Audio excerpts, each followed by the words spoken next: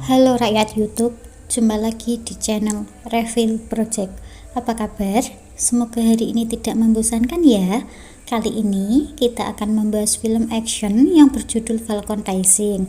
Film ini akan berfokus pada veteran perang Amerika yang bernama John Falcon, di mana John memiliki masa lalu yang kelam di saat dirinya dulu berada di medan perang, sehingga hal tersebut selalu menghantui pikirannya dan memutuskan untuk mengakhiri hidupnya. Tanpa banyak hai, kita langsung saja ke alur ceritanya.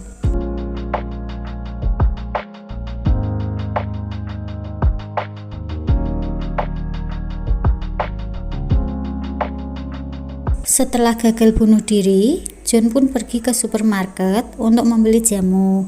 Sesampainya di sana, ada dua orang perampok bersenjata masuk dan meminta semua orang untuk tiarap. Perampok itu kebingungan melihat John sangat santuy, bahkan nampak tidak peduli. John yang memang sudah bosan hidup meminta perampok tersebut untuk menembaknya. Karena membuang-buang waktunya, John pun menghajar dua perampok tersebut dan mengembalikan sekepok uang yang sudah mereka rampas dari si kasir. Saat di rumah, John pun kedatangan tamu, seorang wanita bernama Cindy yang tidak lain adalah adik satu-satunya John. Cindy baru saja pulang dari Brazil. Ia marah karena John lupa menjemputnya di bandara karena John ketiduran.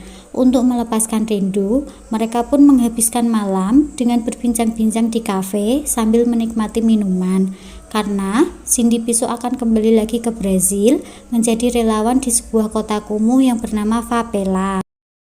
Esok harinya, Cindy berpamitan kepada John yang sedang tidur untuk kembali lagi ke Brazil. Favela adalah sebuah kota kumuh di Brazil dengan tingkat kriminal tertinggi yang banyak dihuni para gangster di sana, dan disinilah Cindy tinggal. Suatu hari, seorang polisi yang bernama Katrina dan temannya bernama Santo, mereka adalah polisi yang bertanggung jawab terhadap keamanan kota Favela.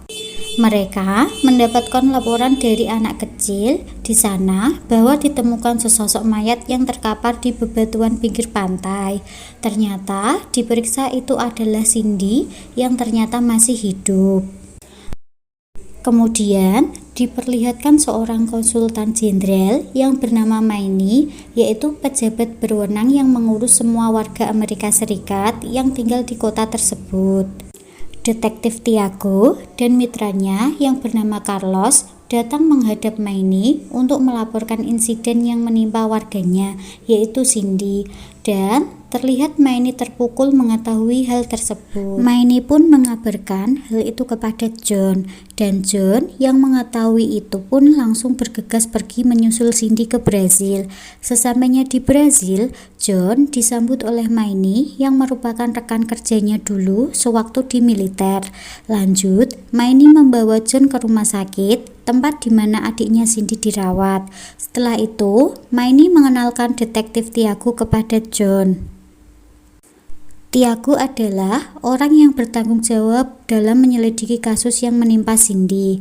Ia mengatakan kepada John bahwa kejahatan di kota Favela sangat meningkat akhir-akhir ini. John meminta kepada Tiago untuk mengantarkan ke lokasi tempat di mana adiknya ditemukan. Meski sempat menolaknya, akhirnya Tiago bersedia mengantarkannya. Sesampainya di sana, Tiago langsung pergi dan meminta Katrina untuk menemani John. Sepulang dari TKP, John pun kembali ke rumah sakit tempat Cindy dirawat, dan terlihat seorang perawat Asia yang sedang menyuntikkan obat pada infusnya Cindy. Hingga tidak lama kemudian Cindy menjadi kejang-kejang dan membuat John sangat panik. Ia pun bergegas memanggil kembali perawat tersebut. Namun itu bukan perawat yang barusan ia lihat. John menceritakan apa yang telah ia lihat. Perawat itu mengatakan bahwa tidak ada orang Asia di tim mereka. Setelah kejadian tersebut, John meminta satu orang polisi kepada Tiago untuk menjaga Cindy di rumah sakit. Esok harinya, John kembali ke TKP dan melihat seorang pemuda di sana memakai kalung milik Cindy. John pun menanyakan hal tersebut kepada si pemuda itu. Namun, karena mereka melawan, terjadilah perkelahian antar mereka. Di ujung perkelahian, Katrina datang dan melerai mereka dengan pistol. Pemuda itu bernama Koka. Dan kalung tersebut adalah hadiah dari Cindy yang merupakan teman adiknya yang telah hilang, bernama Maria. Lanjut, Koka mengajak John ke rumahnya untuk memberikan buku harian milik Cindy yang telah ia temukan di jalan. Dari buku tersebut, John menemukan seseorang yang terakhir kali ditemui, yaitu seorang fotografer yang bernama Bruno. Mereka pun mengatur pertemuan di sebuah kafe dekat pantai. Bruno mengatakan terakhir kali Cindy membayarnya untuk mendokumentasikan pertemuannya bersama ketua organisasi terlarang. Cindy bermaksud untuk mengungkapkan kejahatan tersebut. Namun, saat John meminta salinan foto tersebut, Bruno takut memberikannya. Bruno pun bergegas pergi, namun sebelum itu John berhasil mencuri salinan tersebut dari Bruno hingga di saat Bruno memasuki mobilnya.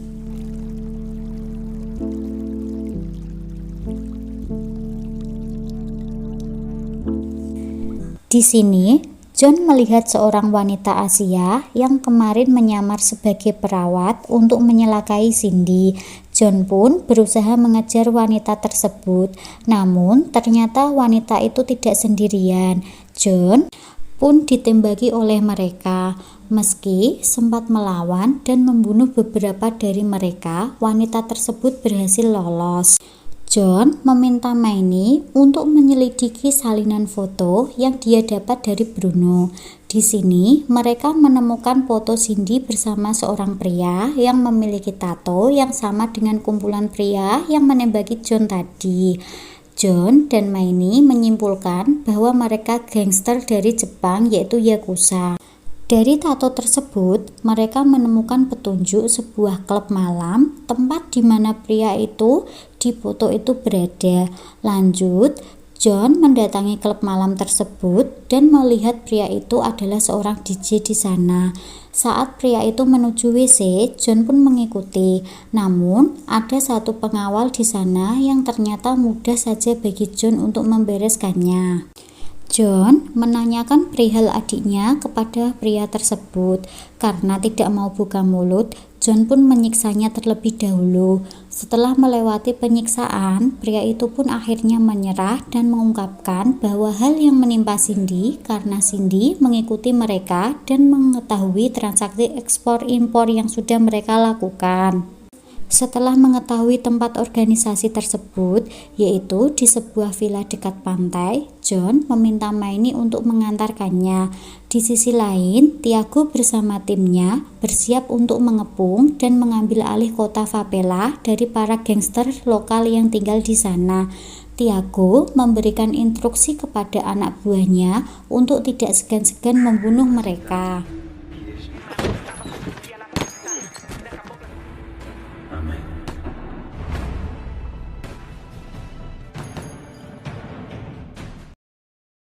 Kembali ke John, sesamanya mereka di sana, ternyata itu adalah sebuah villa tempat para hidung belang untuk memuaskan nafsunya. Dan keberadaan John di sini diketahui oleh mereka. Si wanita pun memerintahkan orangnya untuk menangkap John. Di sini John melihat Maria, adiknya Koka, bersama teman-temannya yang lain dibawa turun dari mobil. Kembali ke Favela, salah seorang anak buah Tiago menemukan dua orang Asia yang sedang memasukkan beberapa anak wanita ke dalam mobil. Ia pun melaporkan hal tersebut kepada Tiago, namun ia malah ditembak mati oleh Tiago. Dapat dipastikan, Tiago dan Carlos adalah polisi korup. Dan ini adalah Hirimoto, yaitu ketua geng Yakuza di tempat ini yang merupakan dalang dari semuanya, mengetahui tempatnya sedang dikacaukan oleh John. Ia pun memerintahkan anteknya di kepolisian untuk mengatasi, yaitu Tiago. Di sini Hirimoto menunjukkan kekejamannya dengan mengeksekusi mati seseorang yang sudah membocorkan tentang dirinya dan usahanya kepada orang lain. Sedangkan di villa, anak buahnya masih berusaha untuk menangkap John dan John berhasil mengalahkan mereka. Tidak lama kemudian, datanglah Tiago, Carlos, dan juga Katrina yang menenangkan keadaan di sana. Tiago meminta John untuk pergi dari sini dan meminta Katrina untuk membawa John. Di saat mereka hendak pergi, John mendapatkan feeling tidak baik terhadap Tiago. Ia memutuskan untuk mengikuti Tiago dan meminta pada Katrina untuk menjaga adiknya di rumah sakit. Dan benar saja, wanita Asia itu sudah berada di ruangan Cindy. Sebelum sempat menyelakai Cindy, Katrina datang dan menembak mati wanita tersebut.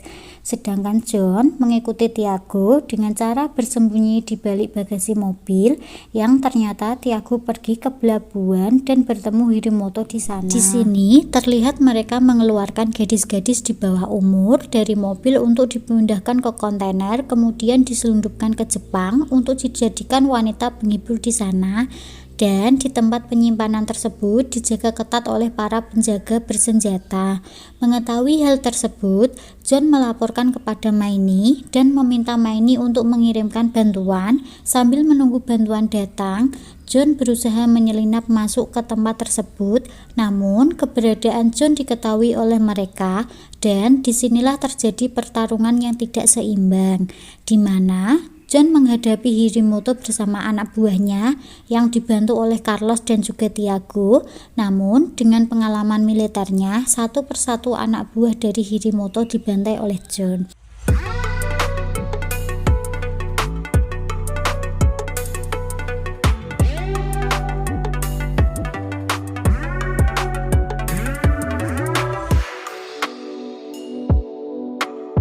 Hingga menyiksakan Hirimoto, Tiago, juga Carlos. Di sini terjadilah pertarungan 3 lawan 1 yang sangat sengit, hingga menyiksakan sang ketua gangster Hirimoto seorang diri. Meski sempat terkena sabetan pedang, namun akhirnya John berhasil mengalahkan Hirimoto.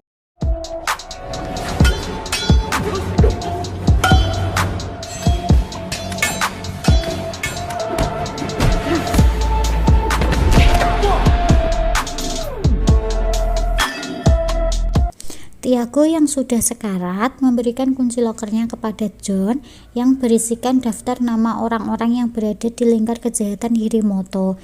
Hingga pada akhirnya semua gadis-gadis itu pun berhasil diselamatkan dan antek-antek Hirimoto mereka semua ditangkap.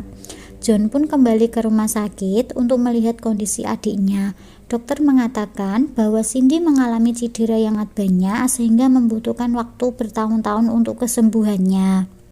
Dan Maini menawarkan John untuk kembali ke militer karena memang John butuh banyak uang untuk kesembuhan adiknya. John pun menerima misi yang diberikan oleh Maini dan misi pertama sudah John selesaikan. Demikian tadi alur cerita film Falcon Rising. Semoga terhibur dan ada hikmah yang bisa kita ambil dari film tersebut.